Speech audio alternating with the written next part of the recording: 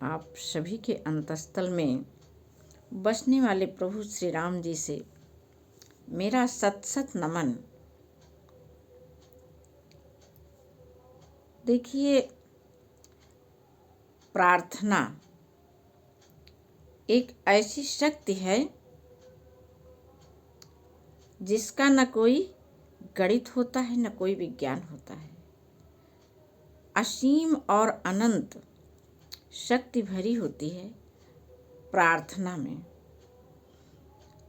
और हमारे सच्चे हृदय से निकली हुई संपूर्णता के लिए जन कल्याण की भावना जिसमें निहित हो, ऐसी प्रार्थना से हर असंभव कार्य अपने आप संभव होता चला जाता है।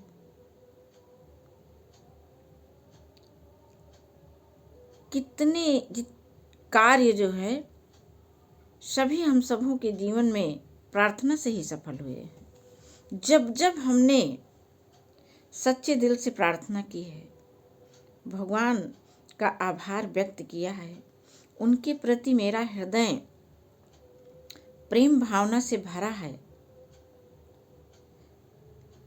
तब तब हमारे मन से सच्ची प्रार्थना निकली है, और उस प्रार्थना से हमें वह चीज प्राप्त हुई है जिसकी मेरे मन में इच्छा हुई थी।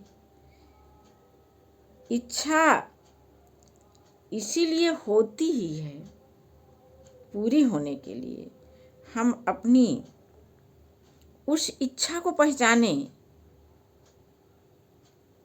जिससे सबको आनंद मिलता हो, क्योंकि जब सबको आनंद मिलता है तो वो आनंद हम में तो स्वयं अपने आप ही आ जाएगा। तो हमें ईश्वर से ऐसी प्रार्थना करनी है जिसमें सबका कल्याण निहित हो, जिसमें सबके लिए प्रेम भावना भरी हो।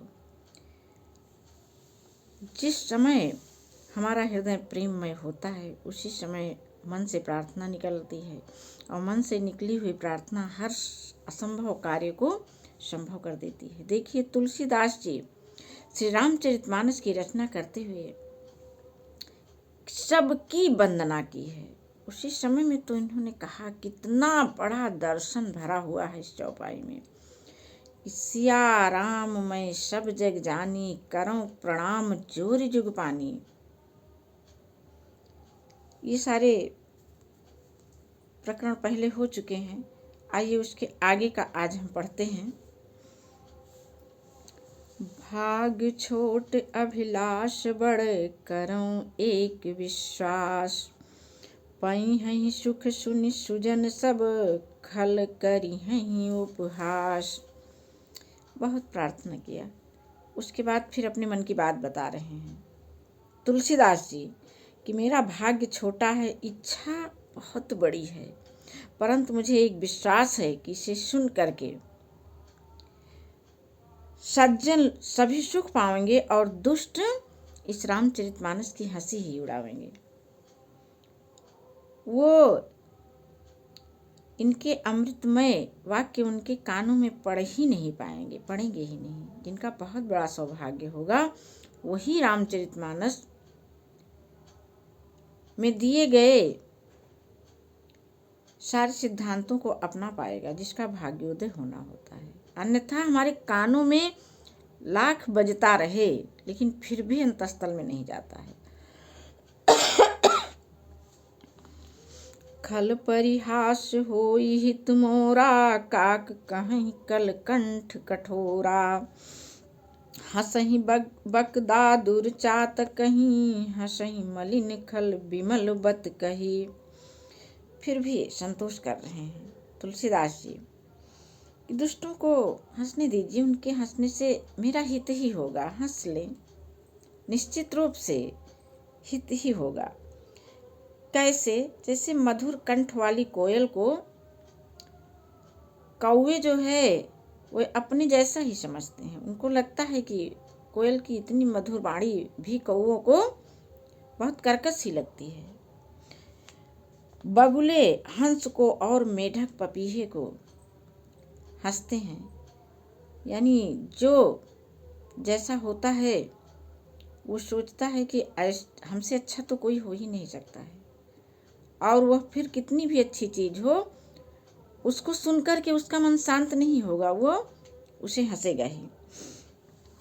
कवित रसिक न राम पद नेहु, तिन्ह कहाँ सुखद हास रस एहु।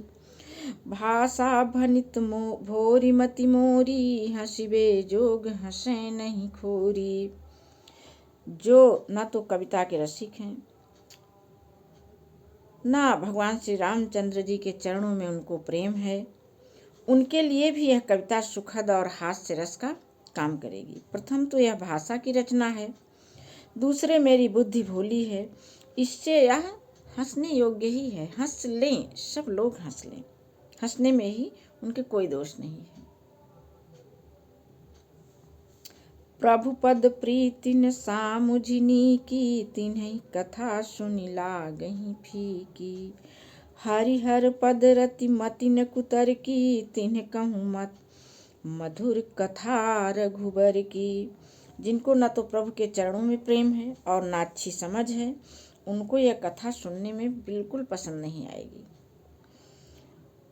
श्री हरि यानी भगवान विष्णु और भगवान शिव जी के चरणों में जिनकी प्रीति है और जिनकी बुद्धि कुतर्क करने वाली नहीं है,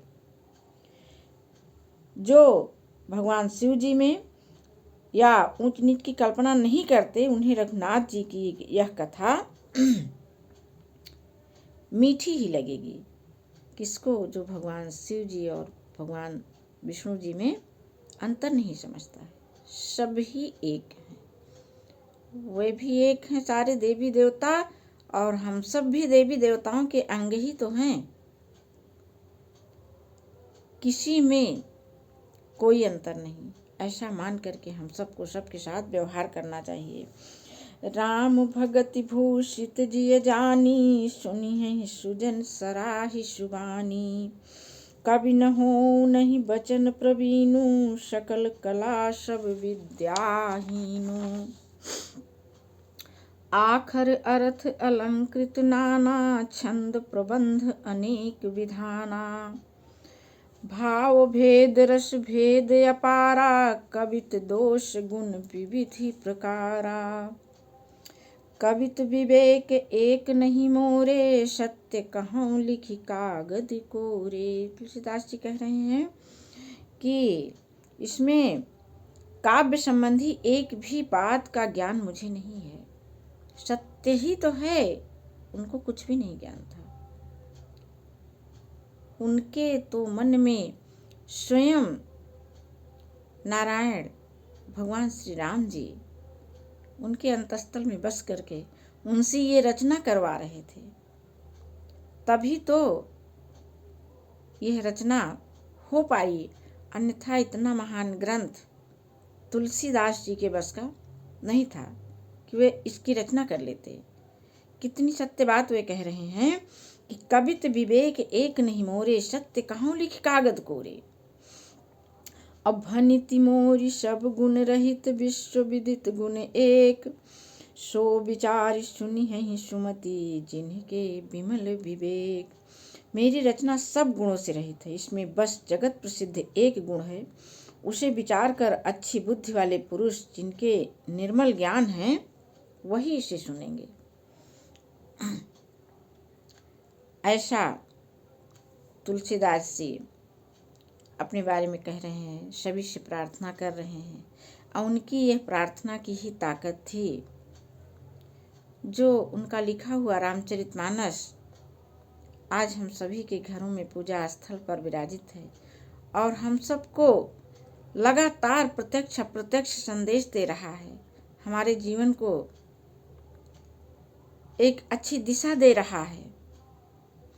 यह हमको दिखे या ना दिखे, मेरे मानने न मानने से नहीं कुछ होने वाला है। वास्तविकता यही है कि श्री रामचरितमानस हमारे घर में रह करके लगातार हमको शक्ति दे रहा है, शक्ति स्वरूप संदेश दे रहा है, और उसी की शक्ति से हम अपने सारे कार्यों को कर पा रहे हैं। इसके आगे का विवरण कल हम लोग सुनेंगे। जय श्री राम जी की।